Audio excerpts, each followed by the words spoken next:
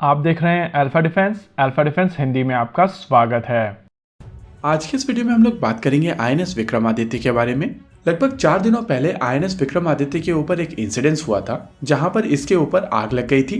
इस इंसिडेंस को लेकर इंडियन नेवी की तरफ से एक इंक्वायरी स्टैब्लिश कर दी गई है और अभी तक इसको लेकर डिटेल्स नहीं निकल कर आई हैं कि इस आग के पीछे कारण क्या था। लेकिन इंक्वायरी के रिजल्ट ना आने से हम में से ज्यादातर लोगों को फर्क नहीं पड़ता है और बहुत सारे ऐसे लोग हैं जो ऑलरेडी इस एयरक्राफ्ट कैरियर को जंक बताना शुरू कर चुके हैं। इस समय अगर आप सोशल मीडिया को स्क्रॉल करेंगे तो बहुत लोगों की तरफ से इस एयरक्राफ्ट कैरियर को जंक, पुराना कैरियर, फालतू कैरियर एक्सेट्रा बोला जा रहा है। देखिए, ये जो रिसेंट आग वाला इंसिडेंस हुआ है, इससे पहले आईएनएस विक्रमादित्य रिफिट में गया था और ये रिफिट इंडिया में की गई थी। इस रिफिट के तुरंत बाद ये एयरक्राफ्ट कैरियर इंडियन शोर के पास में ही ऑपरेट कर रहा था जब ये इंसिडेंस हुआ था। लेकिन ये इंसिडेंस बहुत ज्यादा बड़ा इंसिडेंस नहीं हुआ था और on board fire fighting measures की मदद से इस आग के ऊपर बहुत जल्द काबू पा लिया गया था। लेकिन प्रॉब्लम वहां नहीं है, ये आईएनएस विक्रमादित्य की दूसरी फायर इंसिडेंस है। साल 2019 में भी इस एयरक्राफ्ट कैरियर के ऊपर आग लगी थी और उस आग के दौरान इंडियन नेवी ने अपना एक सेलर खो दिया था।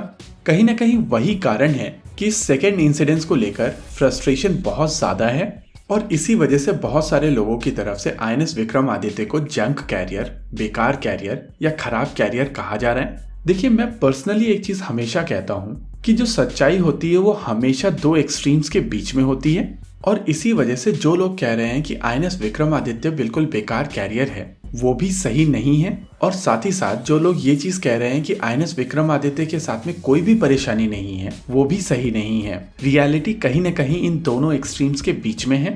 देखिए, जब भी बात की जाती है नेवल डोमेन में ऑपरेशन की, तो ये चीज हम सब जानते हैं कि नेवल डोमेन में ऑपरेशन बहुत ज्यादा रिस्क के साथ में आते हैं, क्योंकि जिस तरीके के एनवायरनमेंट में नेवीज ऑपरेट करती हैं, वहां पर मार्जिन ऑफ एरर बहुत ज्यादा कम होता है और इसी वजह से एक छोटी सी गलती, चाहे वो ह्यूमन एरर हो, मशीन एरर हो या मेंटेनेंस एरर हो, उसका इम्पैक्ट काफी ज्यादा डेविस्टेटिंग हो जाता है। कुछ लोगों की तरफ से इंडियन नेवी की कैपेबिलिटी को लेकर क्वेश्चन किया जा रहा है। देखिए, इन लोगों को ये चीज समझनी पड़ेगी कि इंडियन नेवी लगभग 50 साल से कैरियर ऑपरेट कर रही है, चाहे वो आईएनएस विक्रांत हो, आईएनएस विराट हो या अब आईएनएस विक्रमादित्य हो। इन सभी कैरियर्स को इंडियन नेवी ने काफी एफिशिएंटली और काफी इफेक्टिवली यूज किया है और लगभग 50 साल के कैरियर ऑपरेशन एक्सपीरियंस के बाद में ये चीज नहीं कही जा सकती कि Indian navy professionally aircraft carrier maintain नहीं कर सकती है।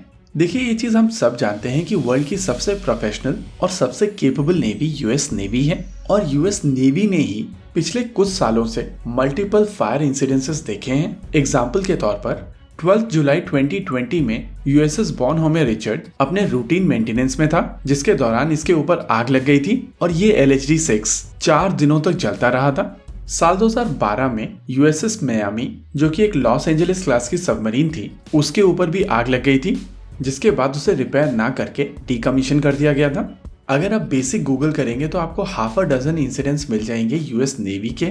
और आप में से कुछ लोगों को याद होगा कि चाइनीज LHD टाइप 75 के ऊपर भी साल 2020 में आग लग गई थी और ये चीज इंडिकेट करती है कि नेवल एसेट्स के ऊपर आग लगने के चांसेस कंपैरेटिवली ज्यादा होते हैं, क्योंकि वो इस डोमेन में काम करते हैं जहां पर हजार्डस मटेरियल का प्रयोग होता है और साथ ही साथ डेक के ऊपर स्पेस भी कंपैरेटिवली कम होती है। इन शॉर्ट, यहाँ पर ये चीज कही जा सकती है कि आईएनएस विक्रमादित्य के ऊपर जो आग लगी है उसका असली कारण तभी पता चलेगा जब इंक्वायरी कंप्लीट हो जाएगी और रिपोर्ट पब्लिक की जाएगी।